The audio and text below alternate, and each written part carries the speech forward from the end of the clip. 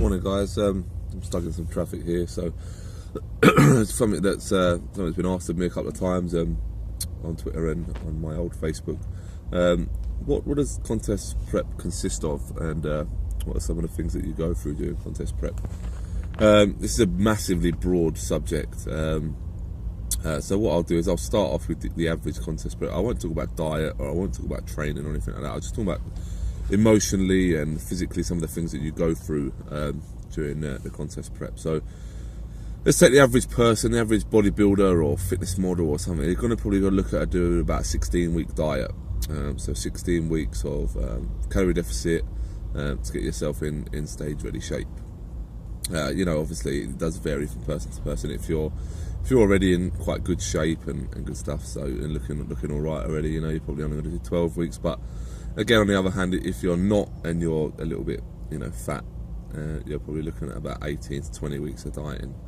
But let's stick with the 16 weeks. Let's go average. Let's stick with the 16 weeks here. So for those first weeks, what are you doing? What are you going through and stuff like that? The first few weeks they're just like normal training.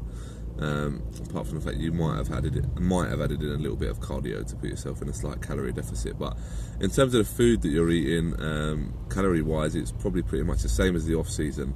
You might have dropped it down just a little bit for those first few weeks of dieting, or you may have just increased your cardio a little bit to put yourself in a slight calorie deficit. Sorry about that. Slight calorie deficit. So you probably do that now until about 8 weeks out, gradually just reducing your food a little bit each week, or increasing your cardio as your weight comes down, or dropping your food as your weight comes down, or increasing your cardio or something like that as you're getting in better shape. And those first 4, 5, 6 weeks until about 8 weeks out are quite easy. You're not really putting your body through that much stress. You still get to have some nice foods every now and then. If you're following a clean eating diet, you probably get a cheat meal once a week, maybe even twice a week if you're lucky, and getting in shape nice and quick. Still quite social. You still go out with your friends and stuff like that. So at 8 weeks out, so you've gone through that nice stage, and you've got leaner, and you're getting in shape, and you've dropped a few pounds, and you're starting to look better. And it's 8 weeks to go now to the show. You're halfway through your diet.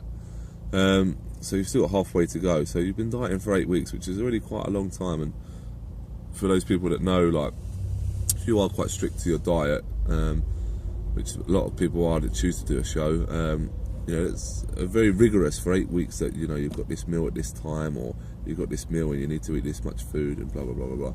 If you're halfway through, you've got 8 weeks to go. So now is the time that it does get a little bit difficult. 8 weeks, you've only got less than 2 months to a show now, and the pressure starts to build in. Everybody's asking you, how you feeling? And if you know someone who's going for a contest diet, don't keep asking them that. I would say that just as a piece of advice. It's so annoying. Don't keep asking someone, how you feeling? Or they're feeling fine. Don't worry about that. Like, you don't need to keep on at them. Like, they're not going to expose the whole world to you and tell you that they're feeling like shit anyway, are they? So stop asking people that sort of question, because it just gets really annoying. It's a little rant there from me. So at 8 weeks out, you're dropping your food, and your cardio's probably now going up, and you're probably getting a little bit tired, or you're probably just starting to feel it a little bit now. But it's okay, because you're still getting lean and you're still looking good and stuff like that. And that will happen for weeks 7 and weeks 8 really. So now let's put yourself at 6 weeks out. So you're 6 weeks out, so just over a month now to the show. So just over a month. But you've already been dieting for 10 weeks pretty much. And 10 weeks is a long time to already be dieting for, and still have 6 weeks left. So and then you think, oh, this is you're starting to look good now as well. So you're probably, like, in the back of your mind, you're thinking, well, if I do have a little cheat here, what I fancy, or if I do sway from the diet a little bit, it won't be too bad, because I'm already in good shape and I'm looking good now at this stage, so it shouldn't be too much of a problem. And this is where your mind starts to play tricks with you. So what I'm doing, I'll talk about the mental stages as well of this diet. So your mind starts playing tricks with you now. Think, well, if I stray from my diet, it won't be too bad. If I have that bit of chocolate over there, or that cake, or that dessert, it won't be too bad, like, because I'm already looking good, and I can just do a little bit of extra cardio tomorrow to work it off. Don't think like that. That's a bad mentality to have, because once you do it once, you'll do it again, and once you do it again, you'll do it again and again and again. So it's hard, but don't try not to think like that, because so as soon as you think like that, you'll continuously do it. So that's one of the mental parts of of the diet that you need to understand. And also around the 6 week stage is when you get a little bit snappy. You know, it's hard being on a calorie deficit diet. It's hard, you know, you're burning more calories than you're putting into your body. So your body's having to function on things that it doesn't normally function on. And it's having to put itself through a little bit of stress. So that sometimes comes out in your personality about 6 weeks out. You know, sometimes you get a little bit snappy, or you're not, you know, you're a little bit moody, and you don't really, you know why, you know why, because you're in a calorie deficit, but you can't really do anything about it. You know, the show's only around the corner, it's only 6 weeks away, and you just carry on as normal. And that's probably the same for about week 5 and week 6, and then 4 weeks out, you know, you probably drop your food again, or you increase your cardio again. And this has been socially, it tends to get quite hard. There's no real, you can't really go out with friends now at 4 weeks out. It's hard to go out with friends because you've got your meal timings and stuff to follow, and you've got your macros to follow, and you know, usually at 10, 11 o'clock you've finished your meals, and your friends want to stay out till 2, 3 o'clock, and you just can't do it. So you have to be a little bit antisocial here, and that's why it's good to have a good supportive network of friends, and a good lot of friends around you as well, who understand what you're doing and understand that you can't be out partying until 2, 3 o'clock for the next month or so. So about 4 weeks out, you know, these moods increase as well, and you start to get, you're more tired, you're a little bit antisocial now as well. You don't really want to be talking to people, and it's a little bit like, you know, you find people more and more annoying. Even the people that were previously annoying are even more annoying now, and the people that you never found annoying before are actually a little bit annoying. And you get a little bit snappy people, as I say, and stuff like that. This is where it starts to put a little bit of stress on your relationship as well. And if you've got a boyfriend or a girlfriend, and you can't go out to eat anymore, like your cheat meals have now stopped, or your treats have now stopped, and you know, you're having to eat a different dinner to them every night, and you're having to eat different foods to them every night. It's not nice for that partner, and also put that with your moods as well, and you know, it becomes increasingly hard for them. So at 3 weeks out, you know, you've done 4 weeks out. You're now at 3 weeks out. 3 weeks out, you know, this is again around a 3 or 4 week mark. This is your mind starts to play tricks with you. Your mind starts to tell you things, make up cravings in your mind that you've never had before. I'll give an example. Actually, I went last year. 2012. Sorry.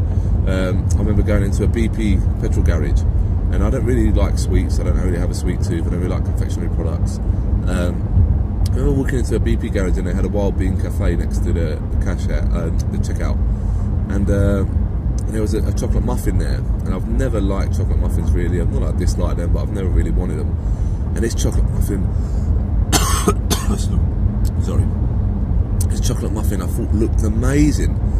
You know, I thought, oh bloody hell, that, you know, I could, oh my god, I want that, I want it, I need it. And you know, I'm looking at it, and you know, in reality, it's probably been there for about 36, 48 hours. Out in the air, all exposed in this warm garage, and it probably actually tastes like shit, and it's probably got loads and loads of bacteria all over it, where it's just been sitting there in this cafe and nobody's wanted it. But to me at the time, it looked amazing. It looked like the most amazing thing in the world, and I just wanted it. I wanted to have it. I wanted to eat it, and I, you know, ended up putting the money on the counter and walking straight out, and obviously not buying it, but sitting in my car and thinking, man, like, that's never happened to me before. I've never wanted a food so bad as what I wanted this chocolate muffin. I've never wanted chocolate muffins in my life, and you know, this is where your mind starts to play tricks with you, and your mind's telling you, no, come on, have something to eat, cheat on a diet, but you're having to stay mentally strong, and again, that's going to add more stress to you. So it's going to add slightly more stress to your relationships, it's going to add more stress to your work life, it's going to just add more stress to you. And at this stage as well, about 3 weeks out, 2 weeks out, you know, you're real tired, your energy's low in the gym, you're not really feeling the sessions, you're having to put yourself through the sessions rather than enjoy them. And it gets hard at this stage, and this is the sort of stage you just want the show to come. You know, where previously you was looking forward to it and you couldn't wait to get on stage. You know, you really want to be on stage, you're loving your contest prep, you know, only a few weeks ago you're loving it and you're feeling great, and now sorry, at 2 weeks out you're like, fuck this, I just want it to happen. I just want to be on stage, get over with, and have something to eat, or relax, or spend some time with my missus, or spend some time with my boyfriend or girlfriend, or whatever you've got. Just spend some nice time with them, because it's not happening at the minute. You're spending a long time in the gym, you're spending a long time preparing your food, and when you do have some downtime, you don't really want to watch telly because you're so tired. All you want to do is go to sleep and relax, and usually you want to relax on your own as well, because you get fed up with people towards the end. You get really fed up with people and their bullshit and the rubbish that they talk, and the constant questions. The constant, are you okay, and how's the diet going, and you just want to turn around to people and just say, just shut up, like, just leave me alone, I'm okay, just leave me on my own, I'll be fine. But you can't do that, obviously. Between the 1 week and the 2 week mark, I think is where you're most likely to cheat on your diet. This show's still 2 weeks away, so you're still in your mind, you still think, I could work that off, if I had that little bit of chocolate, I could work that off, like, I could do it, like, it wouldn't affect me that bad, I could still get on stage and be shredded. And at 2 weeks out, you usually are shredded, so it's not in your mind that you think it's not really going to make a difference. And then I say the 2 weeks out mark, you're shattered, you're tired, you've still got 2 weeks of this to go, you've still got 14 days of this to go, and it's where I think you're most likely to cheat on your diet. And then at a week out, things turn easy again. It's crazy how the mind plays. And at a week out, I say things turn easy again. It's now no longer weeks to the show, it's just days. And it just makes it mentally a little bit easier, counting down the days rather than counting down the weeks and days. And a week out, you're probably going to deplete yourself, and alright, you do feel shit during that depletion, but it's only 2 or 3 days, and then you're going to get loads of carbs in you, and you're going to refeed again, and during that refeed is the time that you start to feel a little bit human again. You start to feel a little bit like, I'm actually okay now, like, bloody hell, that's weird, like, you get carbs in you, and you feel good, and you feel energised again, and all those last 2 weeks of feeling shit have gone, and they're behind you, and you've got through it, and you're now 3 days out from the show, and you've got loads of carbs in you, and you're happy again, and you feel like socialising, you feel like you can talk to people again, and you realise how much of an arsehole you've been for the last 2 or 3 weeks, and how many people you've cut out of your life for the last 2 or 3 weeks. And it comes down to show day, and you have your show, and it's a great feeling being on stage. It's fantastic, I'd recommend it to anyone.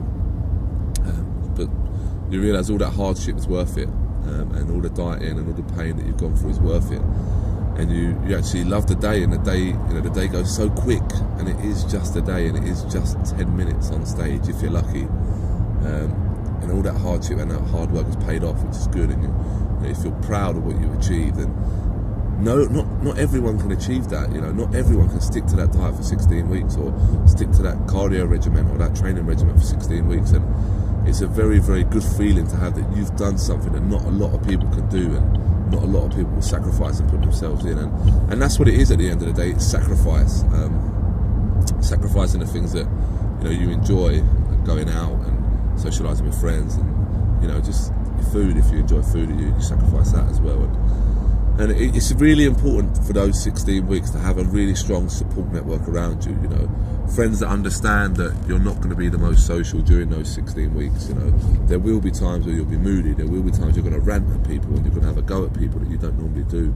And again, having a supportive partner as well is massively important with that as well, because you're going to spend most of your time with that partner.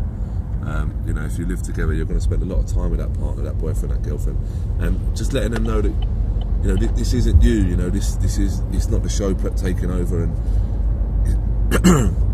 it's not that. It's just, it's just hard, really hard to explain that how food plays with your mind and plays with your emotions and stuff. But letting them know that you are there, and after these last couple of weeks of being an arsehole, you'll be back to your normal self and the person that they love and enjoy spending time with. So yeah, having that strong boyfriend and girlfriend is really important, really, really important, and that strong support network as well is also really, really important. So that's just my honest take on contest prep and the emotions and the feelings that you go through mentally and physically as well. You say it's not something that you hear a lot, and you see this person on stage looking amazing, and you think, I want that, I want to do that, like, I want to be that person on stage. And go ahead, by all means, do it, but understand that you're going to put yourself through a lot of sacrifice, and you're going to have to work hard, and the people around you are going to have to sacrifice a little bit as well. So that's about it, really. Thanks a lot for listening again. I hope you've enjoyed that. Sorry I've had to drive while I'm doing this, but I was stuck in a bit of traffic, so I thought I'd do a quick video. Okay then guys, thanks a lot, have a good day, speak to you soon.